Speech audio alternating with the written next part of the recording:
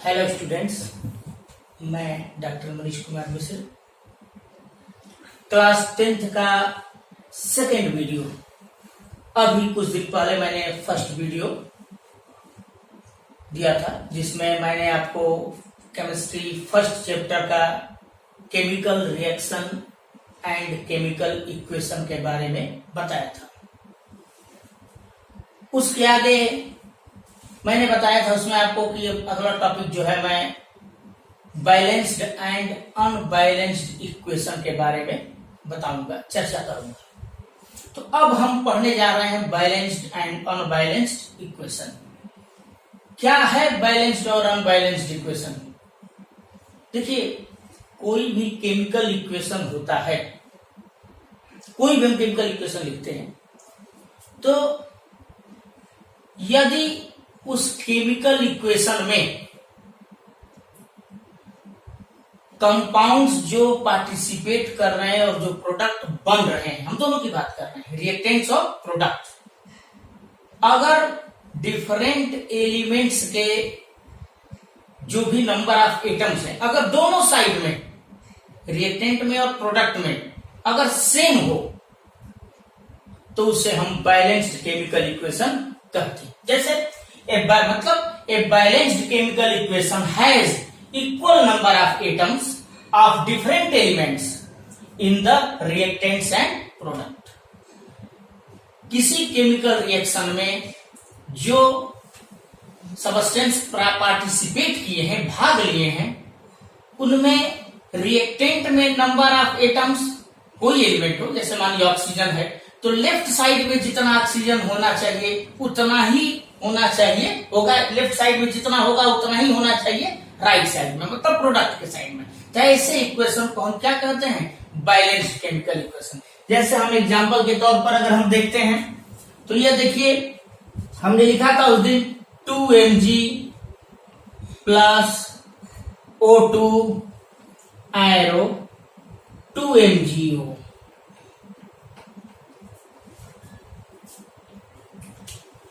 Magnesium कितना atom है? 2। Oxygen 2। इस साइड में देखें तो 2MgO, मैग्नीशियम भी 2 और ऑक्सीजन भी 2। तो इस प्रकार हम इस इक्वेशन को बैलेंस्ड केमिकल इक्वेशन कह सकते हैं। जैसे Zn plus H2SO4 sulphuric acid arrow ZnSO4 plus H2।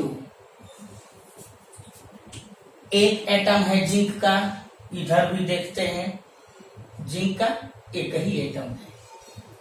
H2 2 atom, इधर भी देखते हैं 2 ही एटम। 4 सल्फर 1 एटम, यहां भी 1 एटम। 4 ऑक्सीजन एटम है और इधर भी कितने हो गए? 4 ऑक्सीजन एटम। इस तरह से यह भी एक क्या है? बैलेंस्ड केमिकल इक्वेशन है। ठीक है।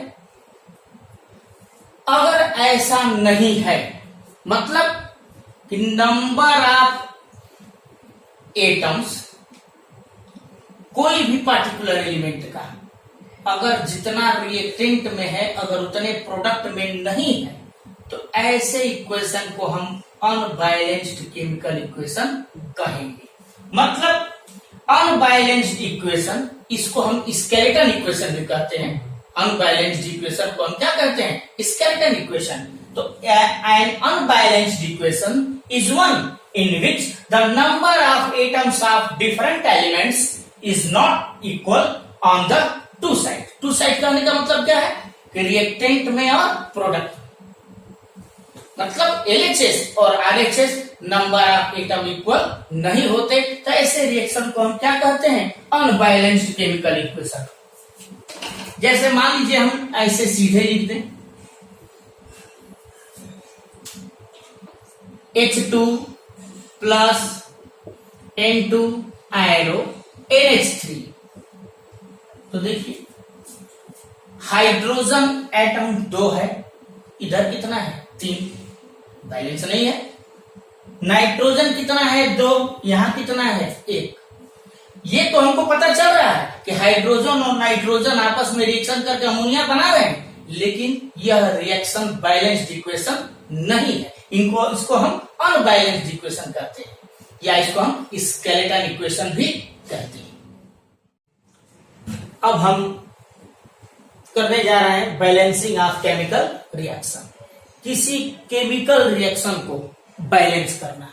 किसको बैलेंस करेंगे हम? जो अनबैलेंस्ड है, जो स्केलेटन इक्वेशन है, हम उस स्केलेटन इक्वेशन को बैलेंस करने जा रहे हैं। देखो बच्चों, हिट एंड ट्रायल मेथड एक मेथड है बैलेंस करने का, तरीका है। तो बस आप तरीका सीखिए कैसे बैलेंस करते हैं। जैसे स्केलेटन इक्वेशन दिया है, एक अनबैलेंस्ड इक्वेशन दिया है, आयरन वाटर से रिएक्शन कर रहा है तो Fe3O4 और हाइड्रोजन बना रहा है। आयरन का ऑक्साइड है, Fe3O4 और हाइड्रोजन बना रहा है। ठीक है, तो सबसे पहले हम एक, देखिए आप जब सीख जाएंगे तो डायरेक्ट देख कर लेंगे, ये कोई चार्ट वार्ट बनाने की जरूरत नहीं है, ये बस आपको एक सिखाने का तरीका है। तो सबसे पहले हम कौन कौन से एलिमेंट पार्टिसिपेट किए हैं और उनके नंबर ऑफ एटम्स कितने हैं, किधर? दोनों साइड में। दोनों साइड का मतलब कि LHS का मतलब रिएक्टेंट और RHS का मतलब प्रोडक्ट, दोनों साइड। तो कौन कौन एलिमेंट देखिए, पूरा देखते हैं। Fi है, हाइड्रोजन है और ऑक्सीजन है। इधर भी देखिए Fi है, ऑक्सीजन है और तो हाइड्रोजन, तीन ही एलिमेंट। भाई जितने जो एलिमेंट रिएक्टेंट में रहेंगे वही एलिमेंट निश्चित है कि प्रोडक्ट में भी रहेंगे, कोई बाहर से तो आएगा नहीं। तो Fi लेफ्ट हैंड साइड में कितना है? 1, जबकि RHS प्रोडक्ट में कितना है? 3 एटम्स है। हाइड्रोजन को देखें, H2 कितना है बेटा? हाइड्रोजन 2, और इधर भी देखें तो कितना हो गया? 2। ऑक्सीजन की बात करें, ऑक्सीजन कितना है LHS में? 1, और RHS साइड में देखें, प्रोडक्ट के साइड में देखें तो ऑक्सीजन कितना है? 4। अब हम एलिमेंट जब लिख लेते हैं, ये हमारे दिमाग में हो गया कि हाँ इतने इतने एटम्स हैं। अब हमको इसी के मुताबिक क्या करना है? इक्वेशन को बैलेंस करना, संतुलित करना है। तो अब हम देखें इसमें कि सबसे बड़ा कंपाउंड कौन सा है। सबसे बड़ा कंपाउंड कौन सा है? सबसे बड़ा लार्ज कंपाउंड कौन सा है? तो देख रहे हैं, बड़ा कंपाउंड करने का मतलब क्या? जिसमें सबसे ज्यादा आइटम्स हो, ऐसे कंपाउंड को हम सेलेक्ट करते हैं। तो किसको किया जाए, चाहे वो रिएक्टेंट हो या प्रोडक्ट हो, इससे मतलब नहीं है। हम पहले सिलेक्ट करते हैं कि सबसे बड़ा कंपाउंड इसमें कौन सा है। तो कौन सा सबसे बड़ा कंपाउंड है? Fe3O4। Fe3O4। तब उसके बारे में बात करें तो Fe3O4 में सबसे ज्यादा कौन सा एटम है? ऑक्सीजन। कौन सा एटम है? ऑक्सीजन। तो अब हम एक और चार्ट बना लिए या ऑक्सीजन एटम के बारे में। इनिशियल माने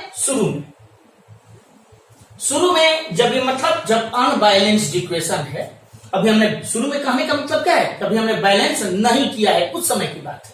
तो जब बैलेंस नहीं किए हैं तो LHS रिएक्टेंट में कितना ऑक्सीजन एटम है? 1, और वो किस में है? H2O में, वाटर में।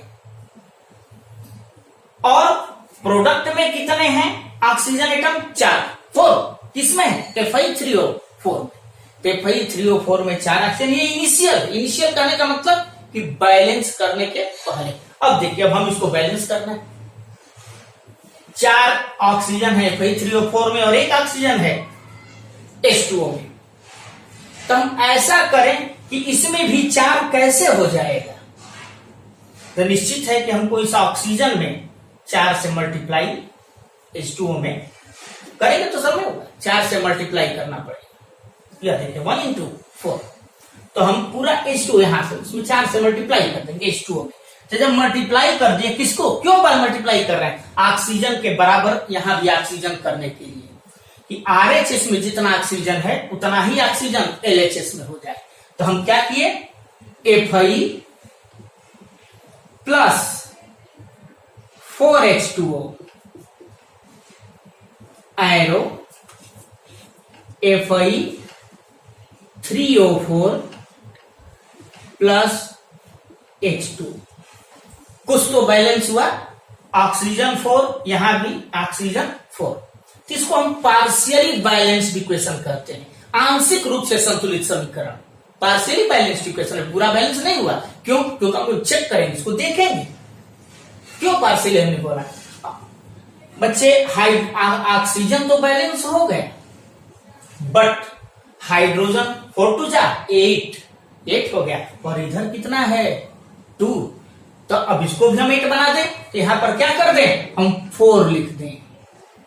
ये क्या हो गया 4H2। अब हाइड्रोजन भी हमारा बैलेंस्ड हो गया 4H2, और यहां क्या हो गया 4 टू जा 8 हाइड्रोजन, 4 टू जा 8 हाइड्रोजन। ऑक्सीजन 4, यहां भी ऑक्सीजन 4, दोनों बैलेंस। अब लास्ट एलिमेंट हमारा बचा कौन, आयरन Fi को क्या करेंगे, इधर कितना Fi है 3 और इधर 1, तब यहां भी क्या कर दें 3 से मल्टीप्लाई, ये 3Fi। अब हम देख लें Fi कितना हुआ 3, यहां भी है 3। हाइड्रोजन 4 टू जा 8, 4 टू जा 8 बैलेंस्ड है। ऑक्सीजन 4 और Fi3O4 में भी 4। तो इस तरह से हमारा यह क्या है, बैलेंस्ड केमिकल इक्वेशन हमको मिल गया। This is the balanced chemical equation. और ये हमने इसको क्या किया, बैलेंस किया। तो परीक्षाओं में ऐसे देता है, निश्चित देगा कि आप इसको बैलेंस कीजिए। एक मैं और दिखा दूं आपको एग्जांपल में ले लिया CH4 plus O2 arrow CO2 plus H2। देखिए एक कार्बन बैलेंस है, 4 हाइड्रोजन, बट यहां पर कितना हाइड्रोजन है 2 है ना, कम 2 O2, 2 ऑक्सीजन एटम, यहां भी कितना है 2। अनबैलेंस्ड कौन हमको दिखाई दिया, हाइड्रोजन। तो जब तक सभी एलिमेंट बैलेंस्ड नहीं होंगे दोनों तरफ LHS और RHS, तब तक हम उसको बैलेंस्ड इक्वेशन नहीं कहेंगे। तो हमने बताया आपको, सबसे पहले हम सबसे बड़ा कंपाउंड चुनते हैं। बड़ा कंपाउंड कहने का मतलब जिसमें सबसे ज्यादा आइटम्स होते हैं। तो इसमें देखिए 1 और 4 5 आइटम्स है। देखिए इसमें 3 है, इसमें भी 3 है, इसमें 2 है। इसको हमने सिलेक्ट किया CH4। हाइड्रोजन कितना है इसमें 4। अब हमको हाइड्रोजन इधर कहां देखना है, H2O में है। तो क्या करें कि यह भी 4 हो जाए, तो हम इसमें 2 से मल्टीप्लाई कर देंगे। तो क्या लिखा हमने, CH4 plus O2 arrow CO2 plus 2H2O। Balance हो गया हमारा हाइड्रोजन।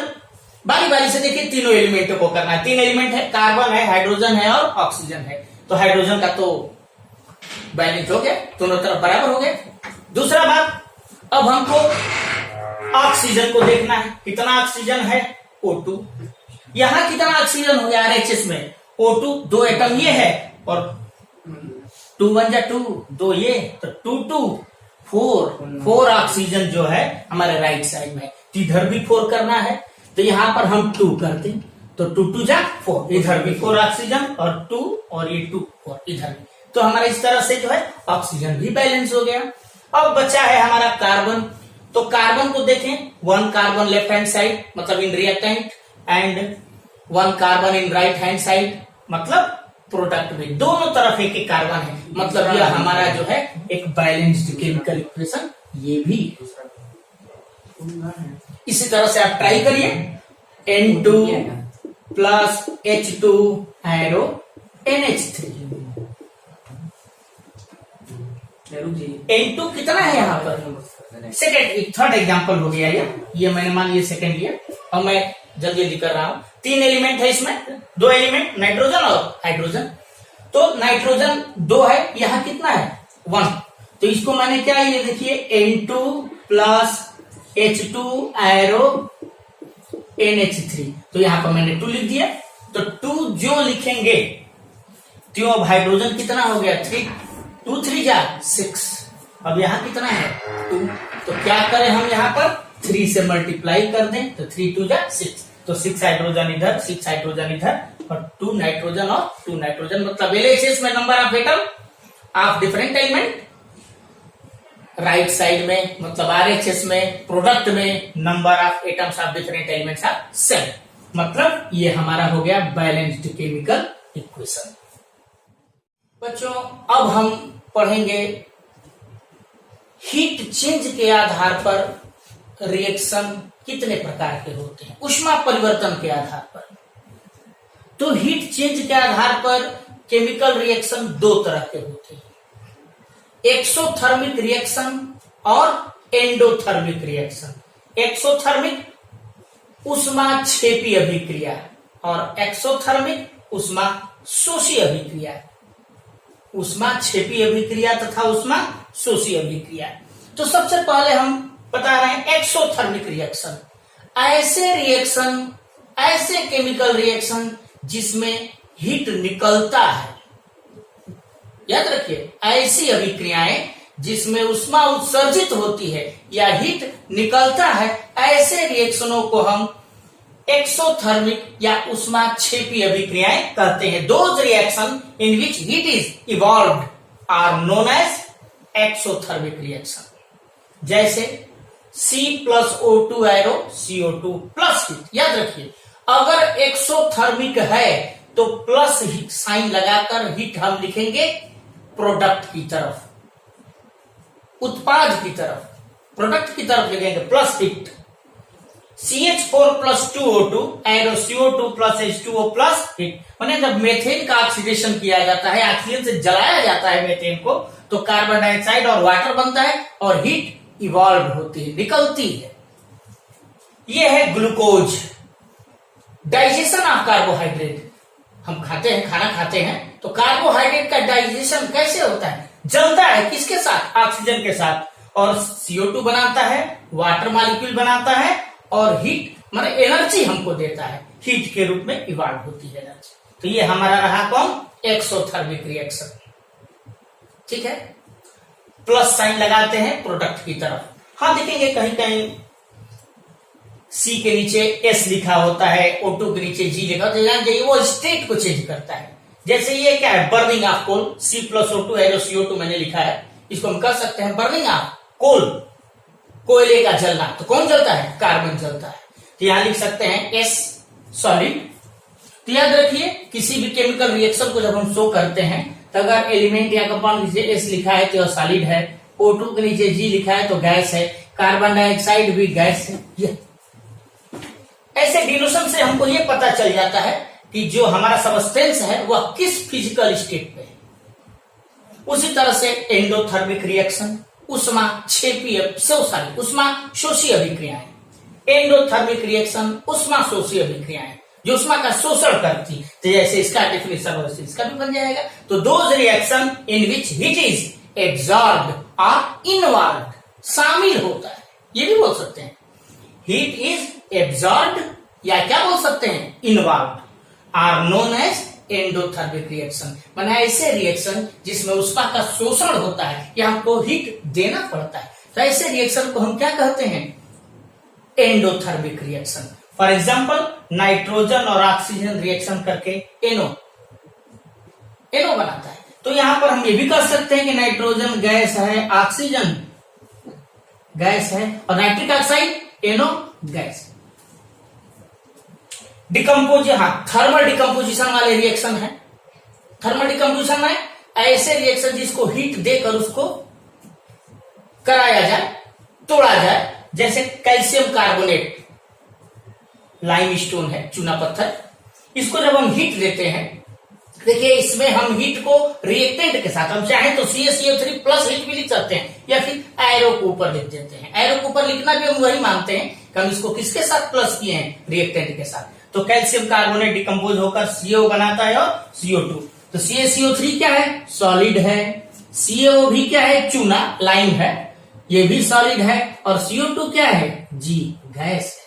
उसी तरह से H2O का इलेक्ट्रिक करंट पास कराने पर वाटर में वह हाइड्रोजन और ऑक्सीजन गैस में टूट जाता है। ठीक है, इलेक्ट्रिक एनर्जी को एब्जॉर्ब करता है। देखिए हीट भी क्या है? एनर्जी है। तो ये सब तमाम एग्जाम्पल हैं किसके, एंडोथर्मिक के। एंडोथर्मिक में हम प्लस हीट रिएक्टेंट के साथ लिखते हैं या फिर एरो के ऊपर भी लिख सकते हैं। तो यह दो टाइप ऑफ हमने रिएक्शन बताया on the basis of heat change, exothermic reaction and endothermic reaction. तो हमारे नेक्स्ट वीडियो में अब टाइप्स ऑफ केमिकल रिएक्शन हम पढ़ेंगे।